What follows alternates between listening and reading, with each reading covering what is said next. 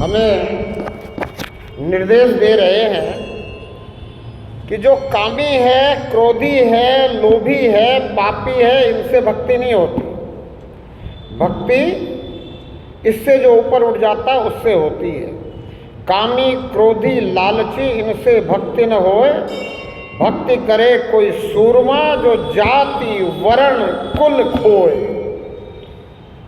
मैं ऊंची जाति का हूँ, मैं नीची जाति का हूँ, मैं ऊंचे वर्ण का हूँ, मैं नीचे वर्ण का हूँ, ये सब जो खो देता है, जिसके बुद्धि से ये सब बातें निकल जाती है, उसी के बुद्धि में, चित्त में, विवेक में, मन में परमात्मा का वास होता है। वही भक्ति कर सकता है। तो अभी तक 3 दिन के इस प्रवचन श्रृंखला में 6 पहर का जो प्रवचन हुआ सुबह शाम करके, उसमें आपको श्राद्ध, दान, कृपा, धर्म और गुरु, इन शब्दों पे, इन विषयों पे जो कुछ भी समझाते बना, वो समझाने का प्रयास किया गया, कोशिश की गई। और आप सभी श्रोतागण से निवेदन है कि अगर इसमें कुछ आपको शंका हो, कुछ पूछना हो, कुछ और विशेष जानना हो, तो आप पूछ सकते हैं, जान सकते हैं। इस प्रवचन के उपरांत भी मिल सकते हैं अपने प्रश्नों को लेकर के। आज आपको ये काम, क्रोध, लोभ, अहंकार, इस विषय पे कुछ समझाने का प्रयास प्रभु कृपा से हो रहा है। तो एक जो शब्द है ये काम, सबसे पहले काम शब्द आया है। कामी, काम, क्रोध, लोभ, अहंकार, ये जो हमारे अंदर अंतः चतुष्टय कहे गए हैं कि ये 4 जो है बड़ी विकट परिस्थिति पैदा कर देते हैं।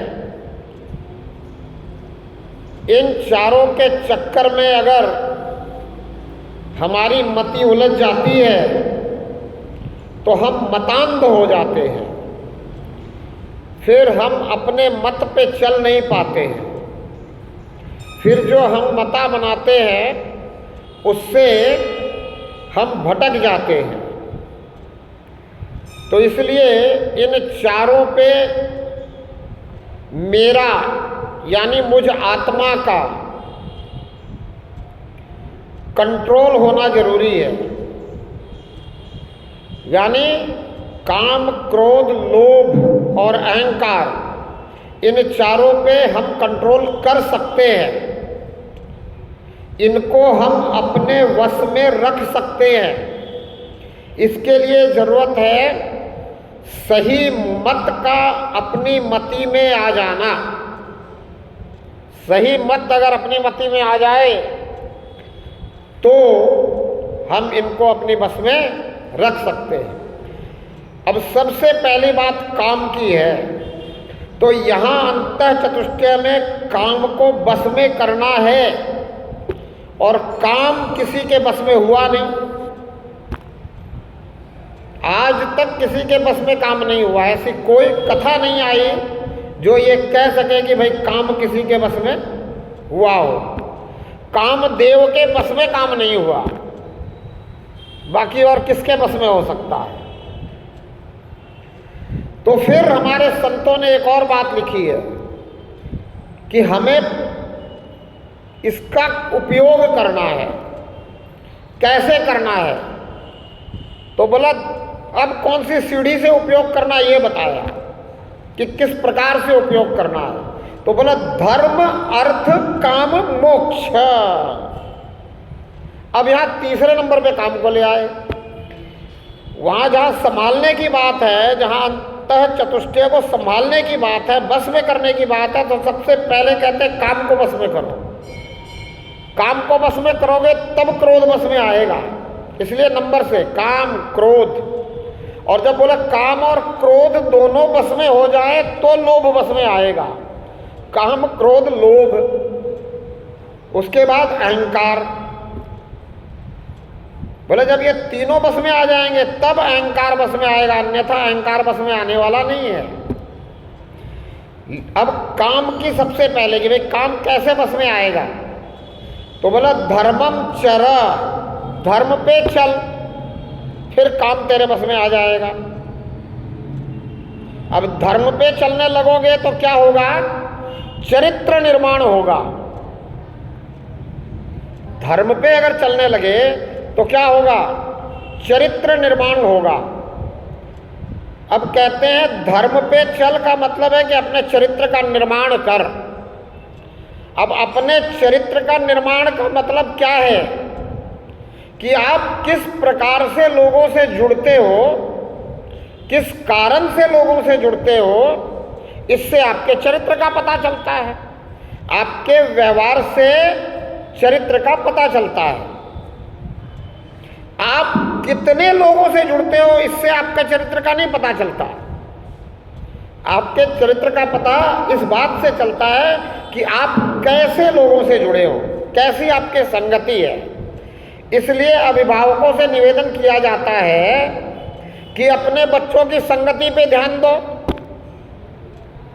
अगर तुम अपने बच्चों की संगति पे ध्यान दोगे, अच्छी संगत में तुम्हारे बच्चे रहेंगे, तो तुम्हारे बच्चे में चरित्र का निर्माण होगा, और जब चरित्र का निर्माण होगा तभी वो धर्म पर चल सकता है।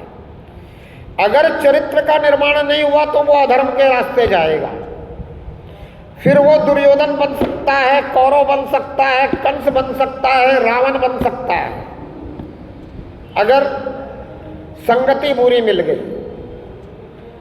तो चरित्र का निर्माण संगत से है, इसलिए चरित्र का पता भी संगत से ही चलता है कि आप कैसे लोगों का साथ कर रहे हो, कैसा आपका मित्र है,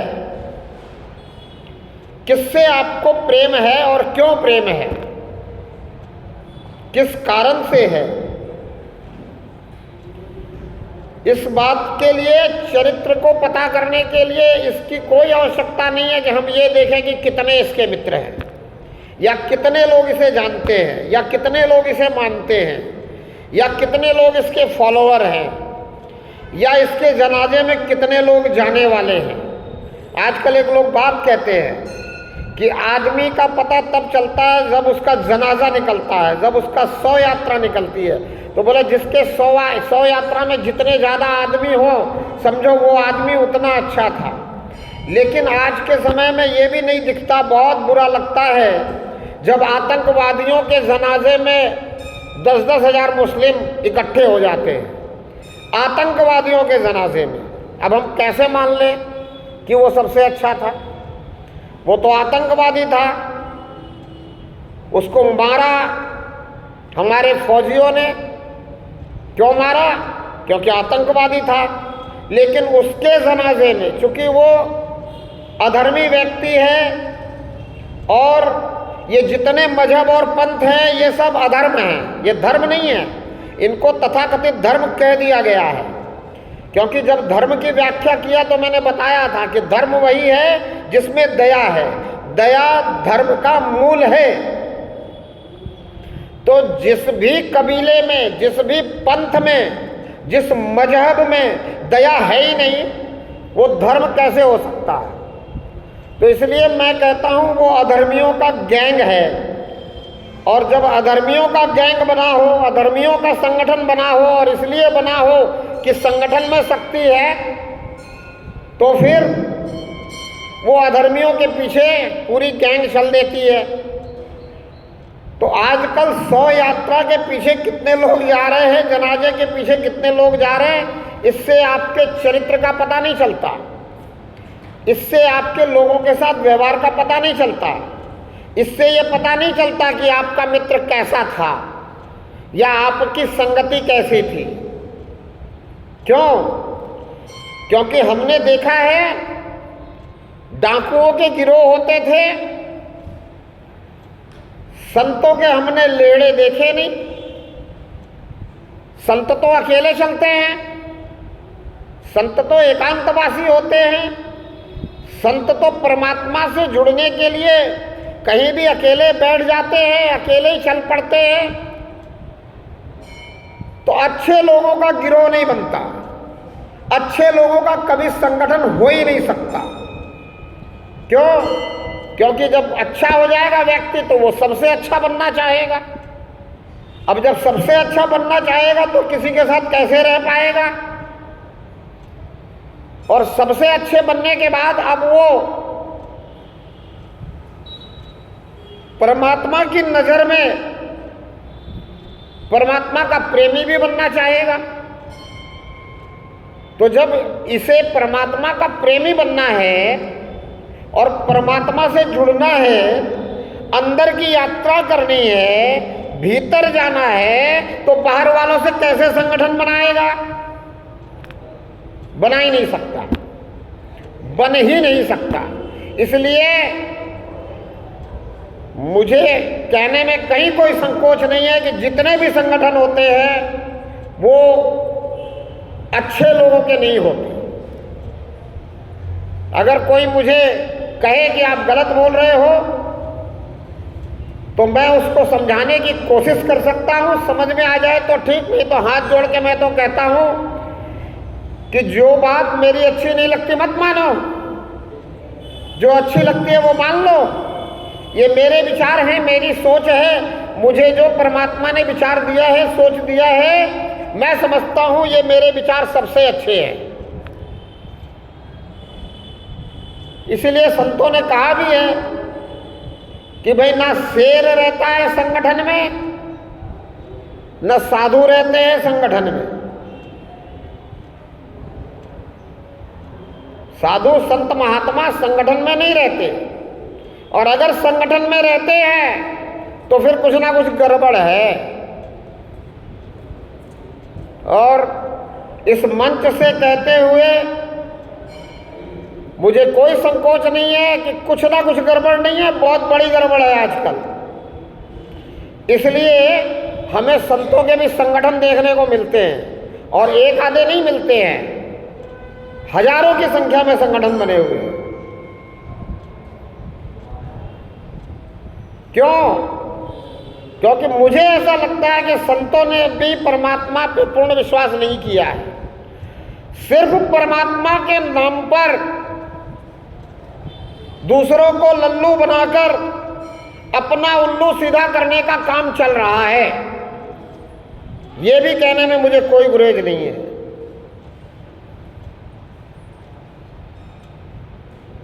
और इस बात को अगर कोई समझे तो अच्छी बात, अगर ना समझे तो भी अच्छी बात।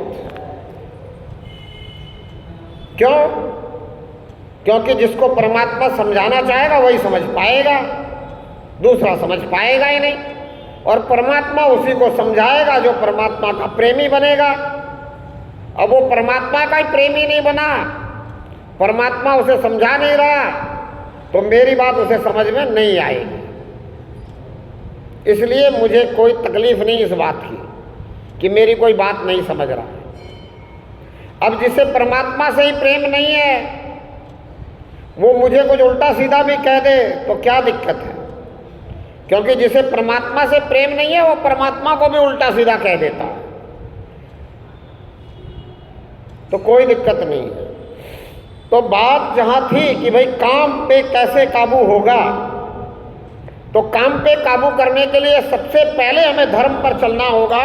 और जब धर्म की व्याख्या की तो मैंने बताया कि भाई दया जिसके अंदर है वो धार्मिक है, वो धर्म पे चल रहा है। जिसके अंदर दया नहीं है वो धार्मिक नहीं है, वो धर्म पे नहीं चल रहा है। और हम जिस धर्म पे चल रहे हैं, इस धर्म में हम तो चींटी को भी खिलाना चाहते हैं।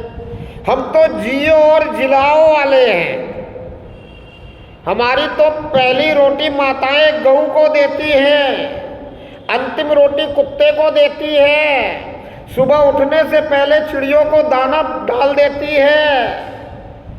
और चींटी का बिल कहीं दिख जाए तो वहां भी आटा, चीनी, गुड़, जो अन्न बन पाए, जैसा बन पाए वो डाल देती है। तो दया जिसके अंदर है वही धार्मिक है, और जहाँ दया है वहीं धर्म है। जहाँ दया तहाँ धर्म है। तो इसलिए अपने अंदर जो दया परमात्मा ने दी है, इस दया को बढ़ाओ, दया में वृद्धि करो और सब पर दया करो, सब जीवों पे दया करो, पेड़ पौधों पे दया करो, फूल के पौधे पे भी दया करो, उसे भी मत तोड़ो। क्या करोगे तोड़ करके फूल का? फूल को परमात्मा वही सूंघ रहा है, फूल में भी परमात्मा है। परमात्मा को तोड़कर परमात्मा में चढ़ाने की कोशिश, शायद हम भ्रम में हैं, शायद हमने अपने आप को ब्रह्म नहीं माना है, शायद हम ये नहीं जानते हैं कि इस परम ब्रह्म को पहचानना है, मैं परम ब्रह्म का अंश हूँ। इसलिए एक जगह परमात्मा को मान लेते हैं, बाकी जगह छोड़ देते हैं, भूल जाते हैं और ऐसा समझते हैं कि फूल में परमात्मा नहीं है, फल में परमात्मा नहीं है, इस वस्तु में परमात्मा नहीं है, परमात्मा तो सिर्फ एक ही जगह है। वहाँ ले जा करके ये वस्तुएं चढ़ाने की कोशिश करते हैं। अब मुझे ये भी पूछने में शंका नहीं होती है कि क्या कोई परमात्मा को किसी जगह पे कैद कर सकता है? तुमने परमात्मा को एक जगह कैदी मान लिया है? किसी ने कैद कर दिया है क्या परमात्मा को कहीं पे? तो कहाँ मिलने जाते हो परमात्मा से? अगर किसी ने कैद कर दिया है तो शायद कैदी से मिलने जाते होगे, और अगर कोई कैद नहीं कर सकता परमात्मा को तो फिर परमात्मा से मिलने तो कहीं जाने की जरूरत नहीं है। परमात्मा तो अंदर ही है।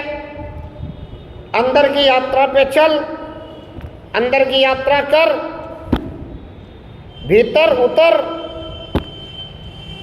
अब उतरेगा कौन भीतर? कौन भीतर उतरेगा? कौन बाहर है? मैं तो बाहर हूं नहीं, मैं तो आत्मा हूं, मैं तो बाहर हूं नहीं। बाहर है कौन? इस शरीर के भीतर मैं आत्मा हूं, परमात्मा भी भीतर ही है। बाहर कौन है? किसको कहा जा रहा है कि तू भीतर चल? बड़ा गड़बड़ है। कहने वाला कह रहा है, सुनने वाले सुन रहे हैं, समझ कोई नहीं रहा, पूछ कोई नहीं रहा।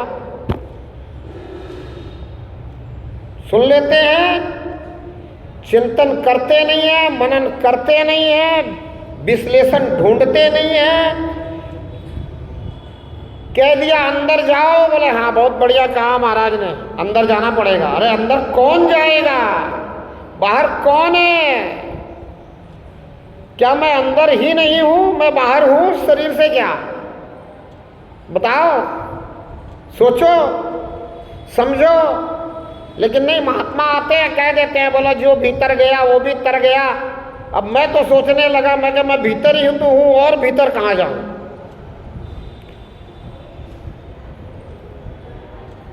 कहने का तात्पर्य समझना पड़ेगा, संत गलत नहीं बोल रहे।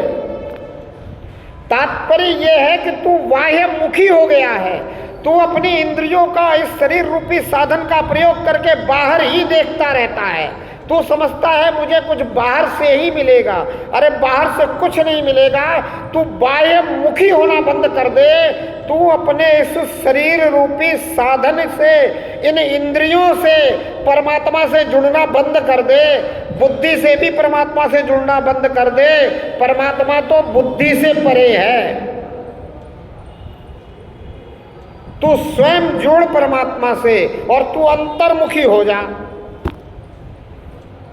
इन साधनों का प्रयोग बाहर देखने के लिए ना कर, तू इन साधनों को अंदर समेट।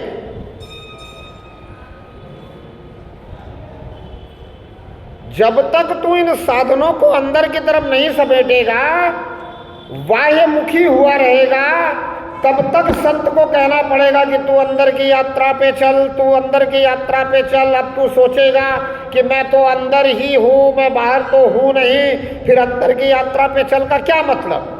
तो अंदर की यात्रा पे चल का ये मतलब कि ये जो साधन है, शरीर रूपी साधन, इसकी ये जो इंद्रियां हैं, ज्ञान इंद्रियां,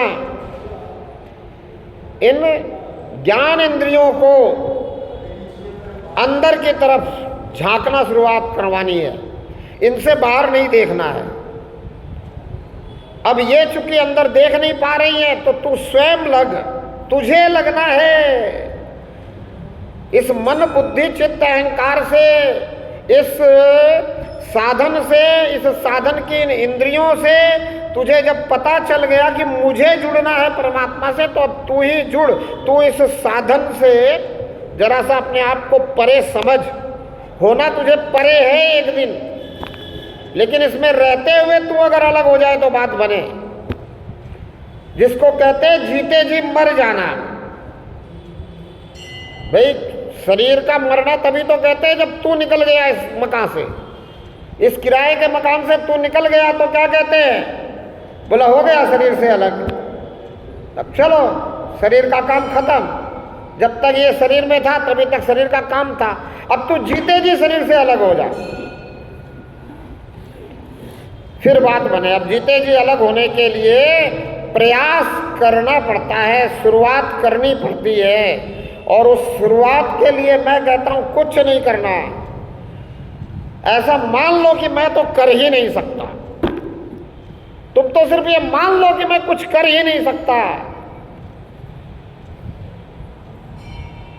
ना मैं किया ना करे शरीर, जो किया सो हरि किया, हुआ कबीर कबीर।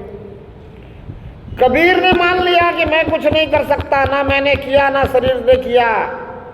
जो कुछ किया ये परमात्मा ने किया। और कबीर कबीर हुआ तो तू भी मान ले कि तू कुछ नहीं कर सकता, तेरा शरीर भी कुछ नहीं कर सकता। तो सिर्फ बचता क्या है, प्रार्थना। अब करना तो सब कुछ परमात्मा ने है, तो तेरे लिए क्या बचा, तू सिर्फ प्रार्थना कर कि हे प्रभु मुझे क्षमा कर दे। किस बात के लिए क्षमा कर दे, इस बात के लिए क्षमा कर दे कि अभी तक मैं करता बना हुआ था, मैं सोच रहा था कि मैं कर लूंगा, मेरे करने से हो जाएगा, मैं कर रहा हूं, इस बात के लिए क्षमा कर दे। हे प्रभु मुझे क्षमा कर, अपनी शरण में ले ले, तू मुझे अपनी शरण में ले ले। मैं नहीं आ सकता तेरी शरण में, मुझे पता ही नहीं तेरा शरण कहाँ है किसी को पता कि परमात्मा की शरण कहाँ है? तो जब परमात्मा की शरण का मुझे पता ही नहीं है तो मैं कैसे जाऊं इसकी शरण में? अब इससे प्रार्थना है कि तू शरण में ले ले। हे प्रभु मुझे क्षमा कर, अपनी शरण में ले ले। और जब शरण में हम किसी के चले गए, किसी ने हमें शरण में ले लिया, तो फिर वो जो चाहे वो करवाए हमसे। भाई जब तक बच्चे माता पिता के शरण में रहते, माता पिता जो चाहते हैं वो करवाते हैं ना बच्चे से। जिस दिन अधीनता स्वीकार करनी बंद कर देता है, शरण से बाहर निकल जाता है, कहता है चल तेरी नहीं सुननी, उस दिन अपने मन की करता है। तो अगर हम भी परमात्मा से यही कर रहे हैं, हम कह रहे हैं अभी तेरी नहीं सुननी, तेरी नहीं माननी, तेरे अनुसार नहीं चलना, तो हम कर रहे हैं। अब जिस दिन हम इसकी अधीनता स्वीकार कर ले और हम प्रार्थना करें कि जो तू चाहे वो करवा ले, बस बन गई बात। फिर जो ये करवाएगा वो सर्वश्रेष्ठ। फिर चल गए आप धर्म पे। धर्म यही तो कहता है कि जैसा परमात्मा चाहता है वैसा कर, कि और कुछ कहता है धर्म? धर्म और कुछ तो कहता नहीं। धर्म तो यही कहता है कि जैसा परमात्मा चाहता है वैसा कर। तो अब आप प्रार्थना करने लगे और जैसा परमात्मा चाहता है वैसा अगर होने लगा, अब करने की जरूरत नहीं, अब होना होता है, अब हो रहा है, अब दिखता है कि हो रहा है, होने दो।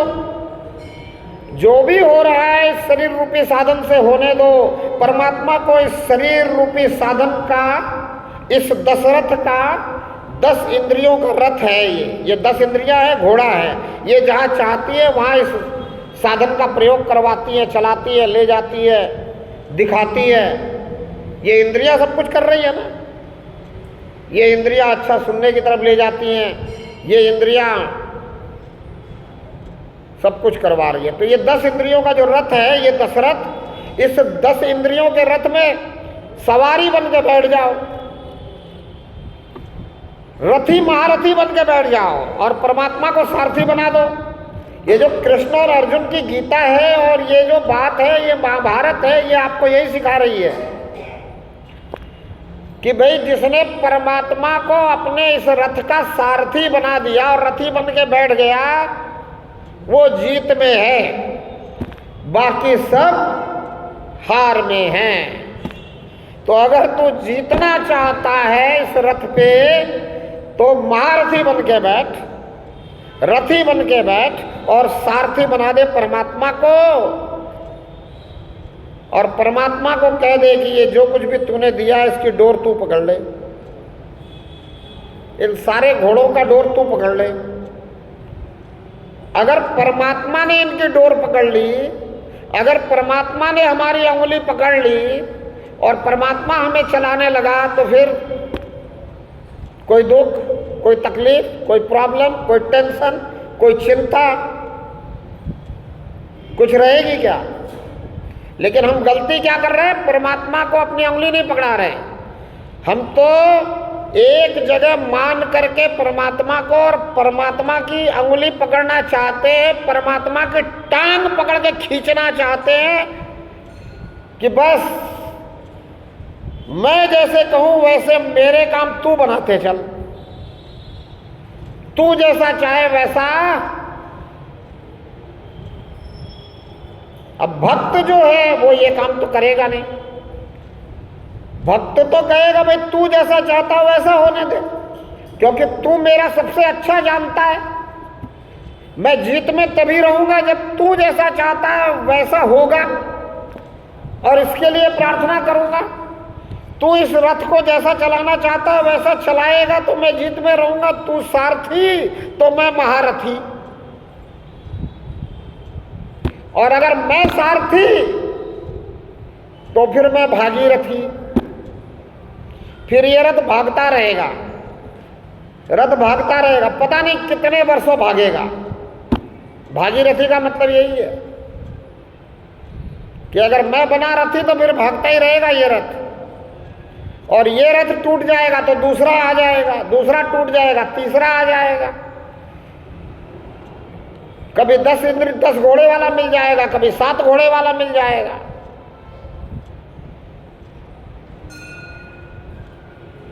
और रथी बने रहेंगे और भागते रहेंगे। बन गए भागीरथी, बन रहा था महारथी।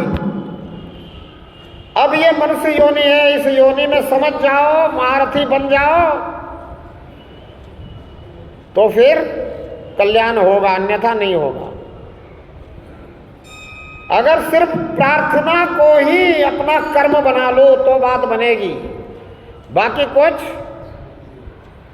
करने की जरूरत ही नहीं है, सब कुछ होता रहेगा।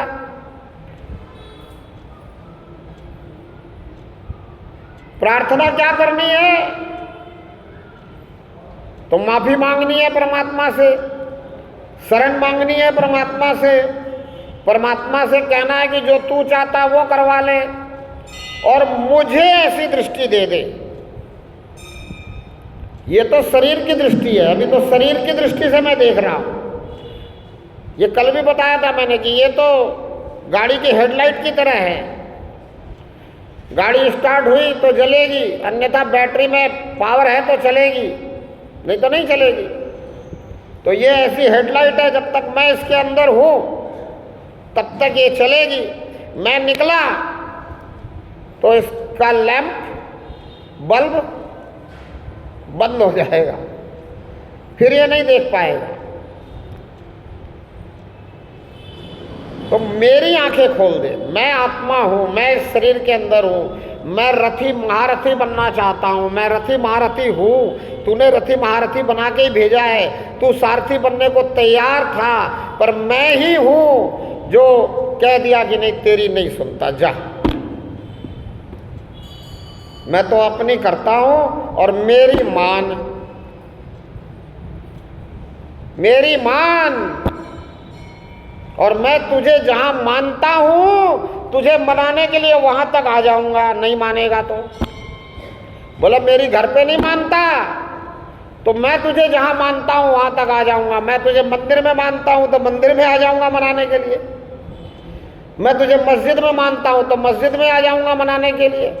मैं तुझे चर्च में मानता हूँ तो चर्च में आ जाऊँगा मनाने के लिए, मैं तुझे गुरुद्वारे में मानता हूँ तो गुरुद्वारे में आ जाऊँगा मनाने के लिए, मैं तुझे बौद्ध स्तूप में मानता हूँ तो बौद्ध स्तूप में आ जाऊँगा मनाने के लिए, मैं तुझे जैन मंदिर में मानता हूँ तो जैन मंदिर में आ जाऊँगा मनाने के लिए, लेकिन मना के छोड़ूंगा, ऐसे नहीं छोड़ूंगा। अब इसी चक्कर में दुखी हुए जा रहे हैं। ये कहता मैं मानने वाला नहीं हूँ, इस मामले में मैं मानने वाला नहीं हूँ, इस मामले में तो तू जो करेगा वही भरेगा, जितने जैसे कर्म करेगा वैसे ही संसाधन दूंगा। तू मांगेगा हाथी दूंगा गधा, क्योंकि तूने कर्म ही गधे वाले कर रखे हैं, हाथी कैसे दे दूं।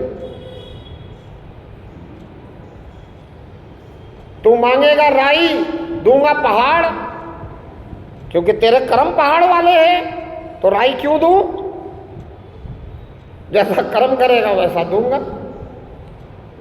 नहीं मानता, फिर भी हम मनाने की कोशिश करते रहते हैं। और इसका एक उदाहरण मैं हमेशा देता हूं कि अगर मांगने से दे देता, मनाने से मान जाता, तो मुझे नहीं लगता कि कोई भी मातृशक्ति बांझ रहती।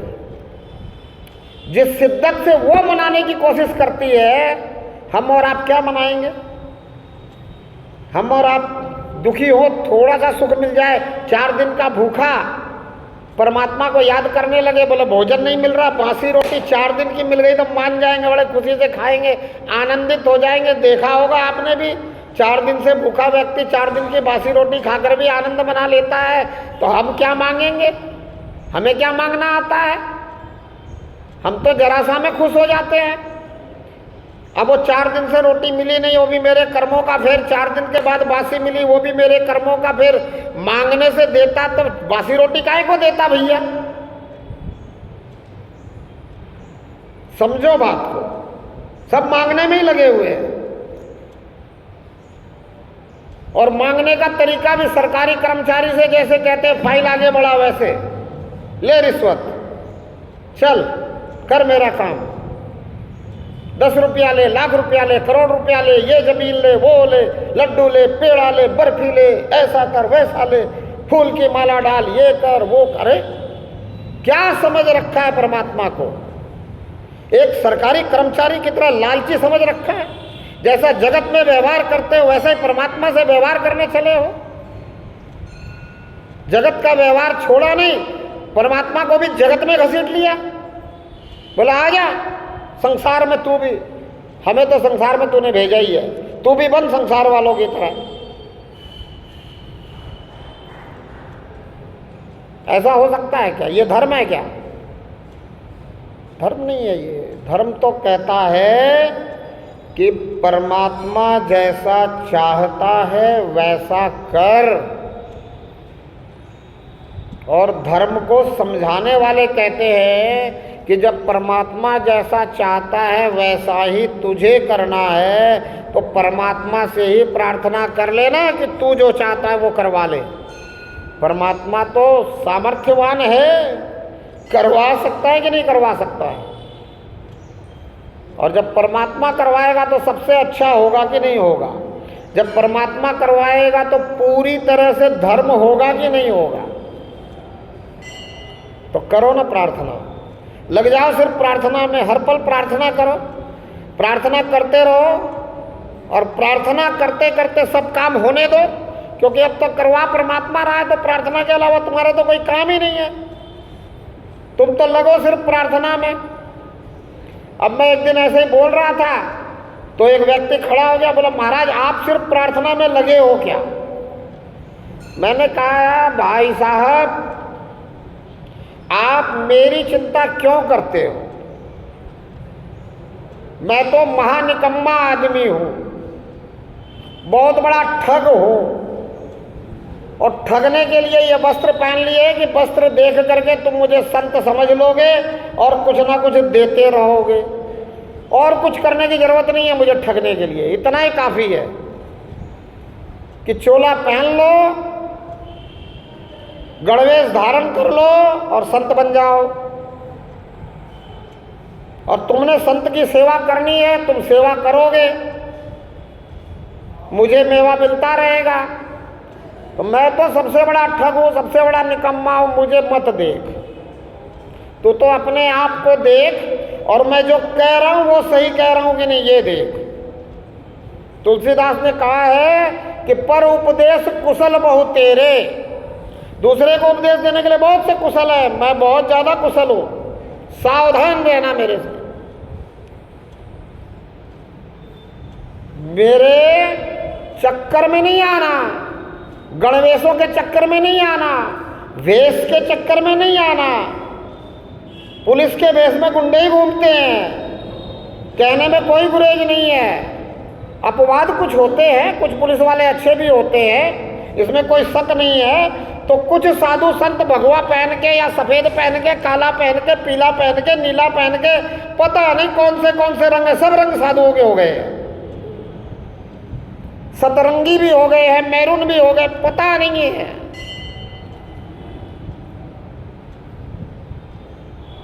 हो सकते हैं कुछ इनमें अच्छे भी होंगे, कुछ मेरे जैसे नहीं होंगे ठग, पर मैं तो भैया पक्का ठग।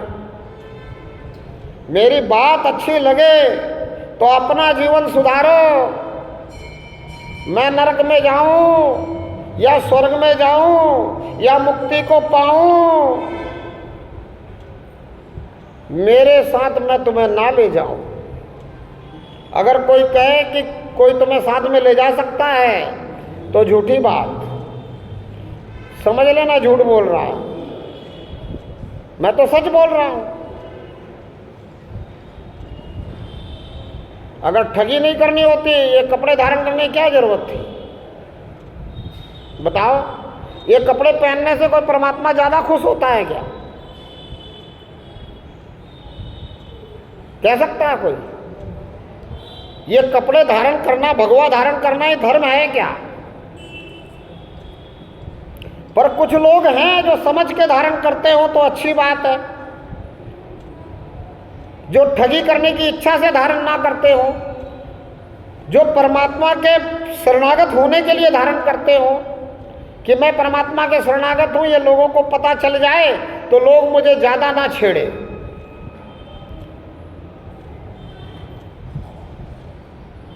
तो फिर वो धारण करेगा तो भगवा ही धारण करेगा और रंग नहीं धारण करेगा, ये भी पक्की बात। क्यों? क्योंकि भगवा जो है वो निशानी है अग्नि की। अग्नि का रंग कैसा?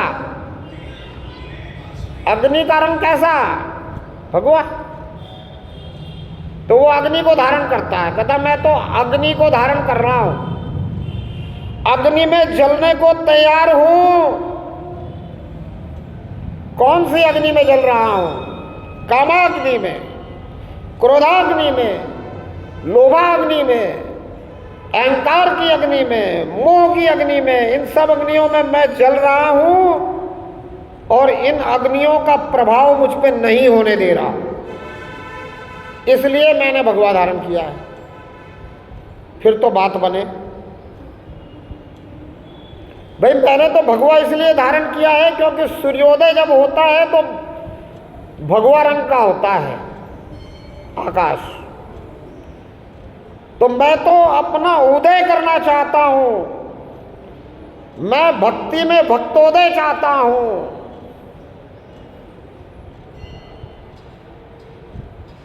इसलिए मैंने भगवा धारण किया है। तो फिर बात अलग है। इसीलिए हमारे संत जो थे, ऋषि मुनि थे, वो भगवा धारण करते थे।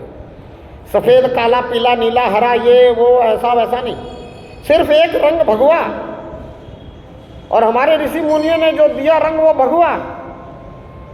उन्होंने कहा अगर वाकई में तुम भक्ति में आना चाहते हो, वाकई में तुम परमात्मा की शरणागति में आना चाहते हो, वाकई में तुम इसके भरोसे जीवन छोड़ना चाहते हो, तो भगवा धारण करो। लेकिन आज कुछ और गड़बड़ है।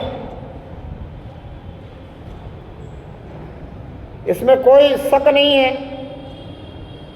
फिर भी ये कहने में भी शंका नहीं होनी चाहिए कि जो कहा है हमारे ऋषि मुनियों ने कि लाखों में कोई एक ज्ञानी तो होता ही है, तो वो भी हैं, और पर उनके पास हम नहीं पहुंच पाएंगे। परमात्मा की कृपा होगी तो परमात्मा ही पहुंचाएगा। तो हमें क्या करना है? हमें किसी ज्ञानी को खोजने की ज़रूरत नहीं है, हमें तो परमात्मा से जुड़ने की ज़रूरत है। मैं अंदर हूँ, परमात्मा अंदर है। मुझे मेरे साधन संसाधन ज्ञानेंद्रियों को अंतर्मुखी बनाने की ज़रूरत है। मुझे परमात्मा से ये प्रार्थना करने की ज़रूरत है कि माफ़ कर, शरण में ले ले, जो तू चाहता है वो करवा। ऐसी दृष्टि दे दे कि होते हुए को देखते रहे बिना लेकिन किंतु परंतु किए बगैर, और हर पल तुझे निहारते रहे। तू दृश्यमान हो जाए मेरे लिए, तू आंखों की पुतली से भी नजदीक है। ये है धर्म। अब सोचो कितने लोगों ने धर्म को धारण कर लिया। जब तक धर्म को धारण नहीं किया तो फिर आगे अर्थ है ही नहीं, सब व्यर्थ है। इसलिए कहते हैं अर्थ कब? जब धर्म को धारण करो। अर्थ, धर्म, काम, मोक्ष। अगर आपने धर्म को धारण नहीं किया, इस जीवन का कोई अर्थ नहीं, सब कुछ व्यर्थ। ये जो आपने दुनिया की अर्थ समेट ली है, ये किसी काम की नहीं है। इस धरा पे, इस धरा का, सब धरा का धरा रह जाएगा। फिर भी हम इस धरा से, इस धरा का बहुत कुछ समेटना चाहते हैं। हम कोई सिकंदर से कम थोड़ी है, पर सिकंदर जितनी हमारी चलती नहीं। अगर सिकंदर जितनी चल जाए तो हम सिकंदर से और आगे बढ़ जाए, एक टप्पा, 2-4 टप्पा आगे बढ़ जाए।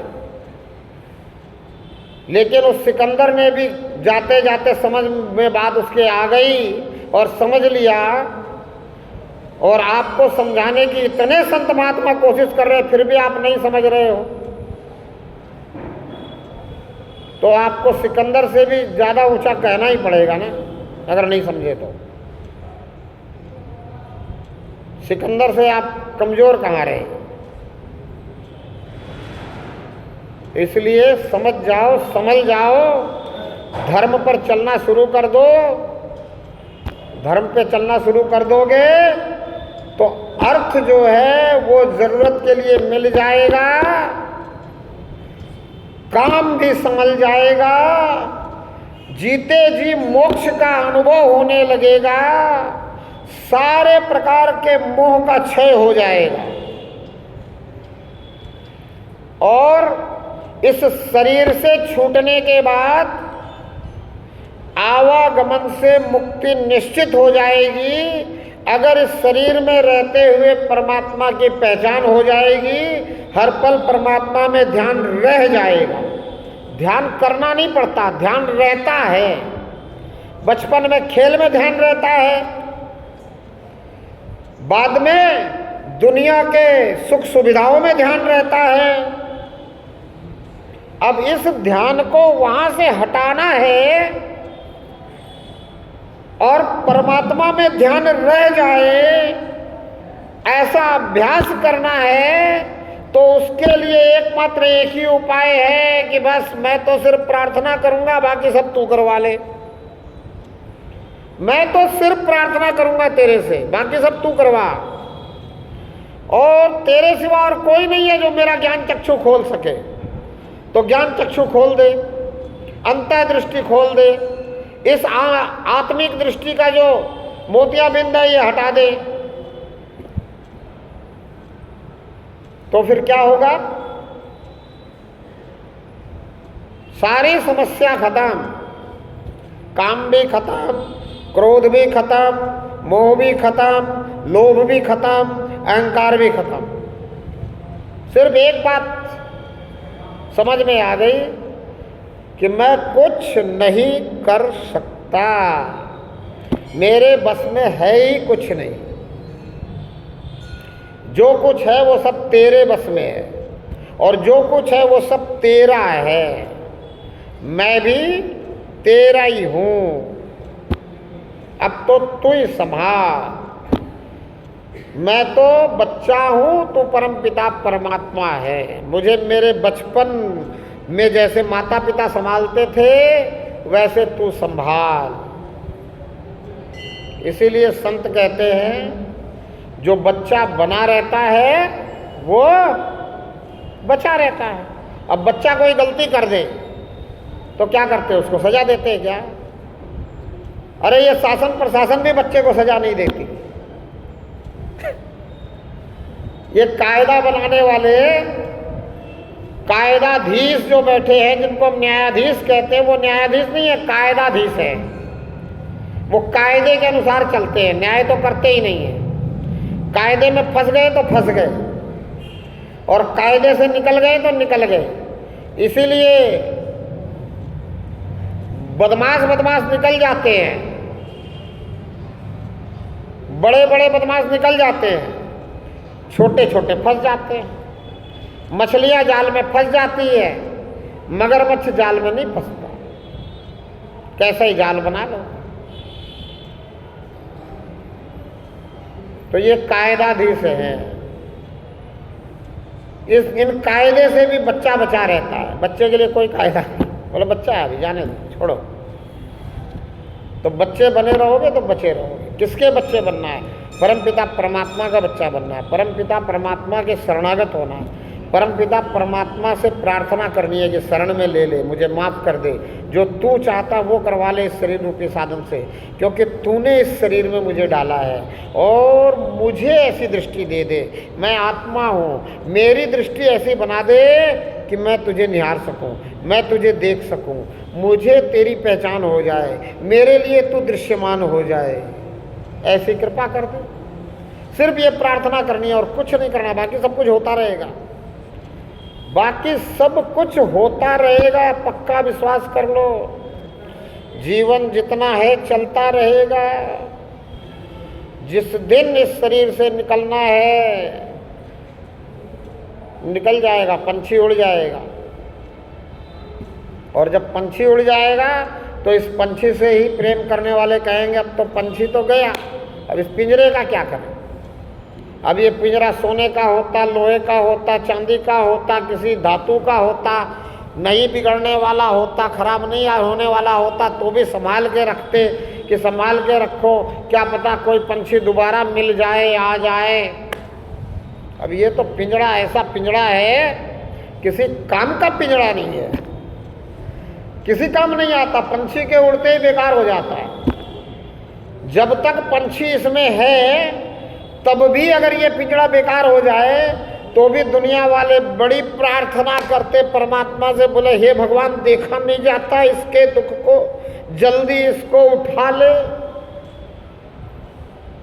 कुछ तो प्रार्थना करते हे भगवान हमें भी दुखी कर रखा है।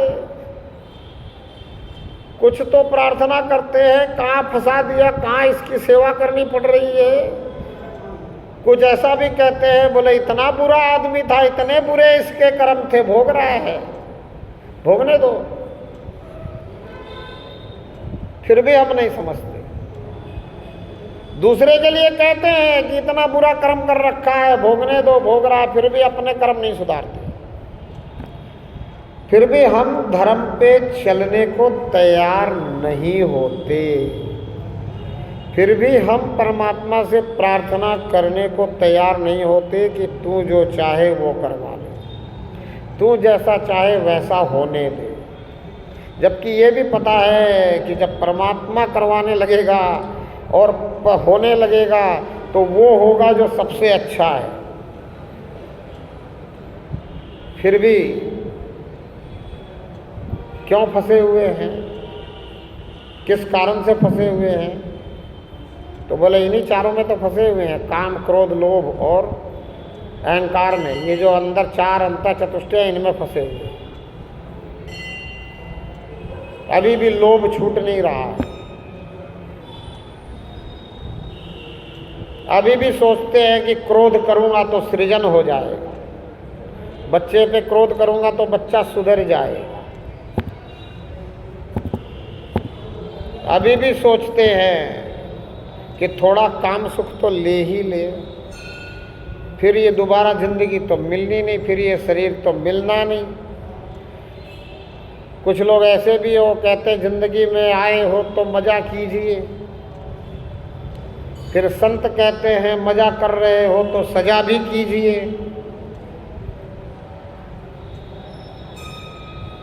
अब ये लोगों की सुन लेते हैं मज़ा कीजिए तो फिर और वासनाएं बढ़ती जाती हैं, फिर थोड़ा बहुत नशे का भी मज़ा लेने लगते हैं। तो जब तक सिर्फ वासना में थे तब तक तो पशु बने रहे। अब जब नशे में उतर गए, नशा वगैरह करने लगे तो पशु से भी नीचे गिर गए, क्योंकि पशु तो कोई मैंने आज तक देखा नहीं नशा करता होगा। लेकिन आजकल 2-4 वीडियो ऐसी भी देखी मैंने, आदमी इतना बिगड़ गया है कि पशुओं को भी बिगाड़ने में लगा हुआ। कल एक वीडियो देख रहा था, उसमें दिखा बोले बंदर को भी सिगरेट पिला रहे, बंदर को भी शराब की बोतल दे दी। अरे कहाँ तक गिरोगे, कितना गिरोगे, कहाँ चरित्र नैतिकता कहाँ खो गई सारी। क्यों नहीं सुधर रहे, कारण क्या है? तो कारण एक ही है, मैं हर बार बताता हूं। कारण ये है कि हम पहली भक्ति तो करते हैं, प्रथम भक्ति सप्तन कर संगा, दूसरी शुरुआत ही नहीं करते। दूजी ममृति कथा प्रसंगा वो हम करते ही नहीं, उसके लिए हम तैयार नहीं हो रहे हैं।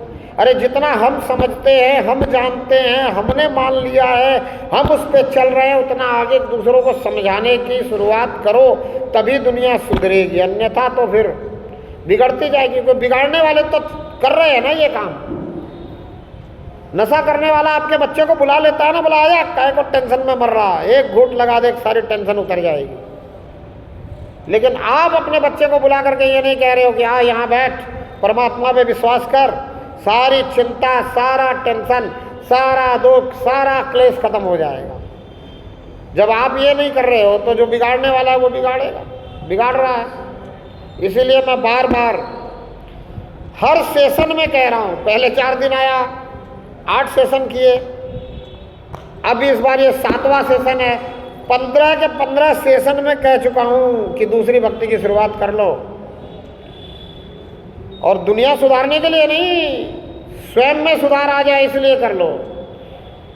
रिवीजन होता रहेगा, दूसरे को सुधारने के चक्कर में रिवीजन होता रहेगा। दूसरे को कहने लग जाओगे तो फिर ये डर भी रहेगा कि भाई मैं इसको तो समझा रहा हूँ, कहीं मेरे से गलती ना हो जाए, कहीं मैं चक्कर में ना फंस जाऊं मन के, मैं कहीं मनमानी ना करने लगूं।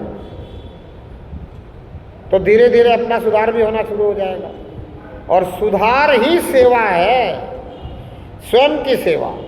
स्वयं के अंदर सुधार करो, स्वयं की सेवा हो गई। इस बात को मैं 15 सेशन प्रवचन में 15 बार कह चुका हूँ। 2-4 बार ज़्यादा भी कह दिया होगा, किसी किसी सेशन में 2-3 बार कह दिया होगा। सिर्फ इतना ही करना है, इतनी सी बात हो जाए तो दुनिया सुधर जाएगी। हम सुधरे और जग सुधरा। और हम सुधरेंगे कब? जब हम दूसरे को सुधारने का थोड़ा सा भी प्रयास करेंगे। फिर हम डरेंगे तो सुधरेंगे। हमसे किसी ने पूछा, बोला बाबा जी आप लोग कैसे रह लेते हो? तो हमने कहा भाई हम तुम्हारी डर से रह लेते हैं, कहीं तुम हमें ये न कहने लग जाओगे ये तो बाबा ही नहीं है, ये तो ऐसे कर्म करता। तो ऐसे ही जब तुम भी दूसरों को सुधारने लगोगे तो डरोगे उनसे कि भाई मैं इनको तो कहता हूँ ऐसा कर और मैं ऐसा नहीं करूँ तो फिर गड़बड़ है ना। फिर मेरी सुनेगा कौन? फिर मेरी जो सुनेगा वो गुनेगा नहीं, मंथन नहीं करेगा, चिंतन नहीं करेगा। फिर तो स्वयं के सुधार के लिए ये स्वयं की सेवा है, सुधार ही सेवा है। इसलिए बार बार ये मैं अनुनय विनय करता हूँ, निवेदन करता हूँ। इसलिए मैं आपसे प्रार्थना करता हूँ। क्यों?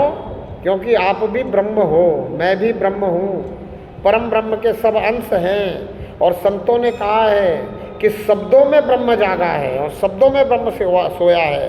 तो आप ब्रह्म को जगाने के लिए शब्दों का प्रयोग कर रहा हूँ और आपको शब्दों को सुनकर के जागना चाहिए।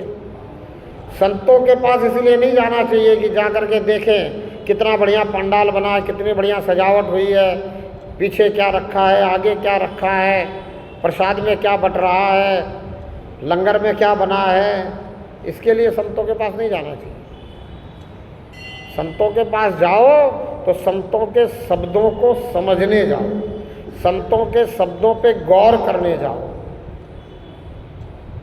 शब्दों को समझोगे, शब्दों पे गौर करोगे, मनन करोगे, चिंतन करोगे, ये शरीर रूपी साधन, बुद्धि रूपी साधन का प्रयोग करके अगर पूर्ण विश्वास कर लोगे कि परमात्मा के अलावा और कहीं कोई चारा नहीं है, परमात्मा ही एक चारा है, अगर परमात्मा रूपी चारा को छोड़ दिया तो ये जीव बेचारा है, तो बात बन जाएगी। फिर परमात्मा की पकड़ में आ जाओगे। परमात्मा को पकड़ तो नहीं पाओगे, लेकिन परमात्मा की पकड़ में आ जाओगे। और जिस दिन परमात्मा की पकड़ में आ गए, परमात्मा ने तुम्हें पकड़ लिया, फिर काहे का दुख, फिर काहे की चिंता, फिर काहे का टेंशन। फिर तो परमात्मा ने पकड़ लिया है तो सबसे अच्छा जो है वो करवाएगा। अब अगर बचपन में मेरे पिता ने मुझे पकड़ लिया है, फिर भी अगर मैं चिल्लाता हूँ, रोता हूँ, तो मैं अज्ञानी हूँ, इसलिए रोता हूँ, चिल्लाता हूँ। मुझे ज्ञान ही नहीं है कि मेरे पिता ने मुझे पकड़ रखा है तो मैं सेफ हूँ बिल्कुल। तो ऐसे ही अगर परमपिता परमात्मा ने मुझे पकड़ रखा है तो मैं सेफ हूँ बिल्कुल। इसलिए मुझे महाराष्ट्र के एक संत की बात बड़ी अच्छी लगती है। वो कहते हैं, जिथे जातो तिथे माजा संगाती। बोला मैं जहाँ जाता हूँ वहाँ मेरे साथ रहता है। जिथे जातो तिथे माजा संगाती, और चल भी तो धरूनिया हाथी। बोला हाथ पकड़ के चलाता है। अब जब ये हाथ पकड़ के चला रहा है, जब मेरा परमपिता परमात्मा ने मेरा हाथ पकड़ लिया और मैं ज्ञानी हूँ, मैं अज्ञानी नहीं हूँ बच्चे की तरह, अब मैं क्यों रोऊं, क्यों चिल्लाऊं? अब काहे की चिंता, अब काहे का टेंशन, अब काहे की दिक्कत, अब कल की चिंता क्यों, आज की चिंता क्यों, और भूत को याद करना क्यों? अब कुछ नहीं करना। अब समय हो चुका है। बोलो परमपिता परमात्मा की, धर्म की, अधर्म का, विश्व का, प्राणियों में सत्य का बोलबाला हो, सत्य का, झूठे का मुंह काला हो, सत्य का बोलबाला हो, झूठे का मुंह। किताबें भी तो दे दो जब तक सबको, गीता की, गौ माता की, भारत माता की, एक तू सच्चा और तेरा ध्यान सच्चा, एक तू सच्चा तेरा ध्यान सच्चा। हे प्रभु कर कल्याण, जिस विधि होए तेरा ध्यान। हे प्रभु कर कल्याण, जिस विधि होए तेरा ध्यान। चलो अभी अपना गीता पाठ अध्याय 15 11वां श्लोक। हाँ अध्याय 15वां अध्याय कहो या अध्याय 15 कहो। हाँ पहला श्लोक हो गया। हाँ कल आप नहीं थे ना, छुट्टी थी आपकी। हाँ कल आपने मंडे की छुट्टी ले ली। चलो 11वां श्लोक। यतन्तो योगी जनः पश्यन्तः आत्मा एव स्थितम् यतन्तो अप्यकृतात्मानो नैनम पश्यन्तः चेतसः। यत्न करने वाले योगी जन भी अपने हृदय में स्थित इस आत्मा को तत्व से जानते हैं, किंतु जिन्होंने अपने अंतःकरण को शुद्ध नहीं किया है, ऐसे अज्ञानी जन तो यत्न करते रहने पर भी इस आत्मा को नहीं जानते। यत् आदित्य गतम तेजो जगत भासयते अखिलम यत चंद्रमसि यत आग्नेयो तत् तेजो विधिमामकम। सूर्य में स्थित जो तेज संपूर्ण जगत को प्रकाशित करता है तथा जो तेज चंद्रमा में है और जो अग्नि में है उसको तू मेरा ही तेज मान। गामाविश्य च भूतानि धारय अहम ओजसा पुष्णामि चौषधि सर्वा सोमो भूत्वा रसात्मकः। और मैं ही पृथ्वी में प्रवेश करके अपनी शक्ति से सब भूतों को धारण करता हूँ और रस स्वरूप अर्थात अमृतमय चंद्रमा होकर संपूर्ण औषधियों को अर्थात वनस्पतियों को पुष्ट करता हूँ। अहम वैश्वानरो भूत्वा प्राणी नाम देह आश्रितः प्राण आपान समायुक्तः पचाम्य अन्नम चतुर्विधिम। मैं ही सब प्राणियों के शरीर में स्थित रहने वाला प्राण और आपान से संयुक्त वैश्वानर अग्नि रूप होकर 4 प्रकार के अन्न को पचाता हूँ। सर्वस्य चाहम हृदय सन्निविष्टो मतः स्मृति ज्ञानम अपोहनम च वेदश्च सर्वे रहम एव वेद्धो वेदांत कृत वेद विदेव चाहम। मैं ही सब प्राणियों के हृदय में अंतर्यामी रूप से स्थित हूँ तथा मुझसे ही स्मृति ज्ञान और अपोहन होता है। सब वेदों द्वारा मैं ही जानने के योग्य हूँ।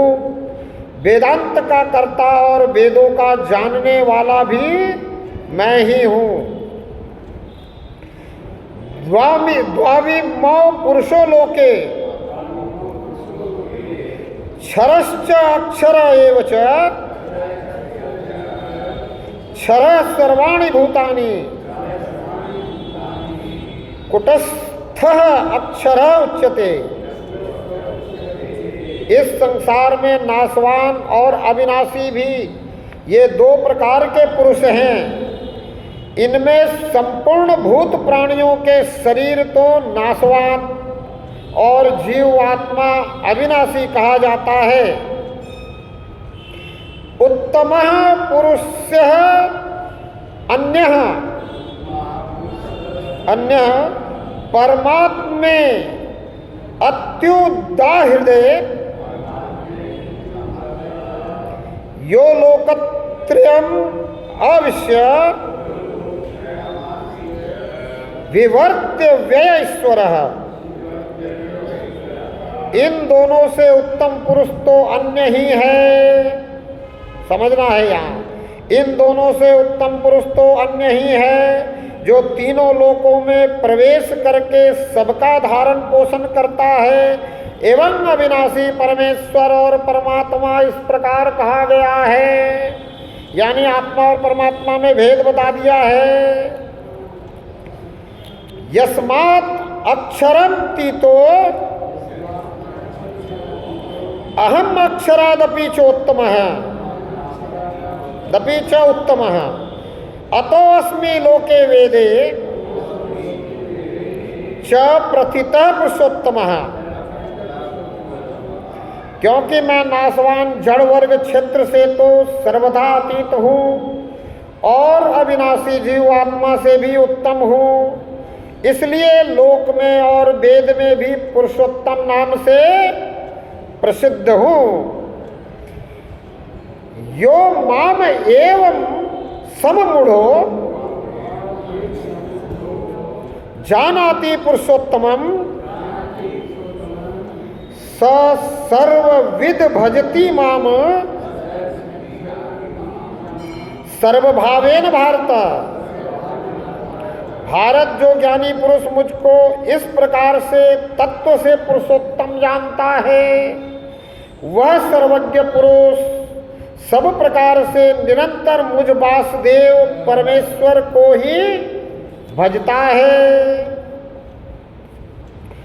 इति गुह्यतम शास्त्रम इदं युक्तम मया मनघ एतत् बुद्धवा बुद्धिमानस्य आत्कृत कृत्यस्य भारत। हे निष्पाप अर्जुन, इस प्रकार यह अति रहस्य मुक्त गोपनीय शास्त्र मेरे द्वारा कहा गया, इसको तत्व से जानकर मनुष्य ज्ञानवान और कृतार्थ हो जाता है। ओम तत्सदि श्रीमद् भागवत गीता सुपनिषतो ब्रह्म विद्याया योग शास्त्रे श्री कृष्ण अर्जुन संवादे पुरुषोत्तम योगा नाम 15 अध्याय समाप्तम्।